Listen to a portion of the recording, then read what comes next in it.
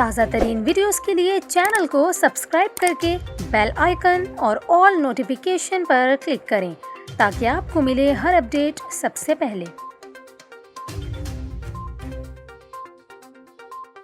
और अभी आपको बताएं, सुरों की मलका भारत की नामवर गुलकारा लता मंगेशकर इंतकाल कर गईं। भारतीय मीडिया ने कई माह से अस्पताल में ज़ेर इलाज नामवर गुलकारा के इंतकाल की तस्दीक कर दी। 92 साला गुलकारा को कोरोना वायरस में मुब्तला होने की वजह से 9 जनवरी को मुंबई के ब्रिज कैंडी अस्पताल में दाखिल किया गया था, जहां वो ज़ेर इलाज थीं। गुज़िश्ता रोज़ लता मंगेशकर की तबीयत बिगड़ने के बायस इन्हें दूसरी मरतबा आईसीयू में मुंतकिल किया गया, लेकिन वो जामबर ना हो सकीं।